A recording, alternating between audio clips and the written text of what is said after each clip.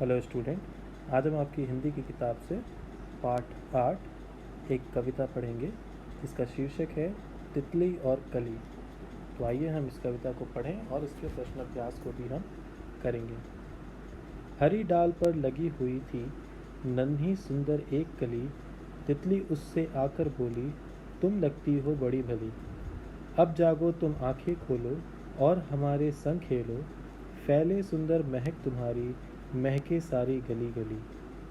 कली छिटक कर खिली रंगीली, तुरंत खेल की सुनकर बात, साथ हवा के लगी भागने, तितली छूने उसे चली।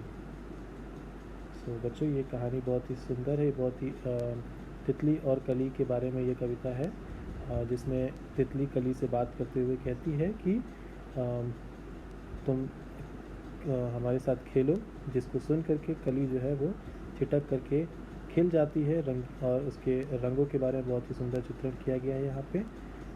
और आइए अब हम इसके प्रश्न अभ्यास को देखेंगे। कविता से तितली कली के पास क्यों गई थी? उत्तर में आप लिख सकते हैं, तितली कली के पास उसे जगा कर खेलने गई थी।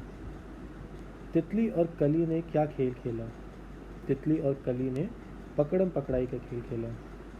तितली के क्या कहने पर कली खुश हो गई? तितली द्वारा खेल खेलने की बात सुनकर कली खुश हो गई। अंदाज़ा लगाओ, तितली कली के पास कब गई होगी? सुबह, दोपहर या शाम? तो यहाँ पे हम अंदाज़े से कह सकते हैं कि तितली कली के पास सुबह सुबह गई होगी।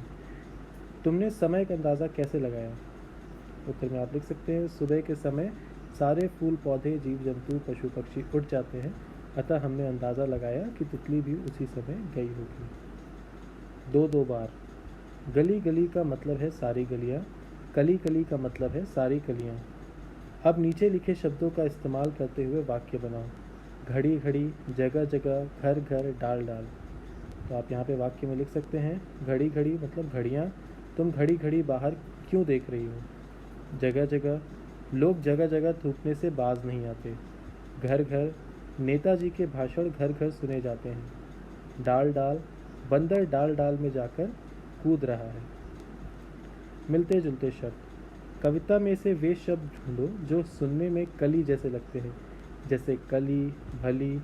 नीचे दिए गए शब्दों जैसे कुछ शब्द अपने मन में जोड़ो। तो यहाँ पे जो पहला प्रश्न दिया है कि कविता में से शब्द ढूंढना है आपको, जैसे कली, भली, ऐसे ही और भी शब्द आप कविता को फिर से पढ़ेंगे और उसको ढूंढेंगे और यहाँ पे अपने आप से लिखेंगे। दूसरा है, नीचे दिए गए शब्दों जैसे कुछ शब्द अपने मन में जोड़ो। बोलो, तो बोलो जैसे शब्द हैं तोलो, खोलो। तितली, मछली। और डाल, बाल, ढाल। महके सारी गली गली, महक तुम्हें अच्छी भी लग सकती है और बुरी भी। अच्छी लगने वाली महक को कहेंगे खुशबू, बुरी लगने वाली महक को कहेंगे बदबू। ऐसी चीज़ों के नाम लिखो जिनकी महक तुम्हें पसंद है और जिनकी पसंद नहीं। तो यहाँ पे 2 खंड दिए गए हैं, पसंद है, पसंद नहीं, जिनमें 4 खाली स्थान दिए गए हैं। इसका उत्तर मैंने यहाँ पे लिखा है। नहाने के साबुन की महक सबको अच्छी लगती है। चमेली का फूल, कॉफ़ी, खाने की महक। कपड़ा धोने वाला साबुन की महक नहीं पसंद आती। पसीना, गंदी जुराब, कूड़े की महक। तुम्हारे आसपास ऐसे कौन कौन से फूल हैं जिनकी बहुत तेज़ महक है? फूलों के नाम अपनी भाषा में लिखो। तो आप अपने आप से भी लिख सकते हैं और यहाँ पे मैंने आपके लिए उत्तर लिख दिया है। हमारे आसपास मोगरा, गुलाब के फूल खिलते हैं, इनकी बहुत तेज़ महक होती है। तुम्हारे घर में किस किस तरह की महक आती है? जैसे साबुन या तेल की महक गुसलखाने से। तो इसके उत्तर में आप अपने आप से भी लिख सकते हैं। मैंने यहाँ पे लिखा हुआ है, रसोई घर, विभिन्न तरह के खाने की, अदरक लहसुन की। बगीचे, मोगरे, गुलाब और अन्य फूल की। कमरे, फिनाइल की, इत्र की, सिर पर लगाने वाले तेल की। तुम्हारी बात। खेलने के लिए कली तुरंत जाग गई। तुम किस काम के लिए तुरंत जाग जाओगी और किस काम के लिए जागना पसंद नहीं करोगी और क्यों? तो यहाँ पे आप लिख सकते हैं, जागेंगे बाहर खेलने के लिए, खाना खाने के लिए, बाज़ार जाने के लिए, स्कूल जाने के लिए। नहीं जागेंगे छुट्टी के दिन नहाने के लिए, कुत्ते घुमाने के लिए। और यहाँ पे 2 खाली स्थान है, वो आप अपने आप से लिखेंगे कि आप क्यों जागना पसंद नहीं करेंगे। रंग बिरंगी। हरी डाल पर लगी हुई थी नन्ही सुंदर एक कली। कविता में पौधे की डाल हरे रंग की बताई गई है। नीचे लिखी चीज़ें किन किन रंगों की हो सकती हैं? जैसे तितली, तितली हमें कई रंग बिरंगी दिखती हैं, हरे, गुलाबी, पीली। बैंगन, बैंगन बैंगनी और हल्का हरे रंग का होता है। पेंसिल, काली, लाल। कुर्ता, सफ़ेद, लाल, नीला। संतरा, संतरी रंग। सूरजमुखी, पीले रंग। लड्डू, पीला।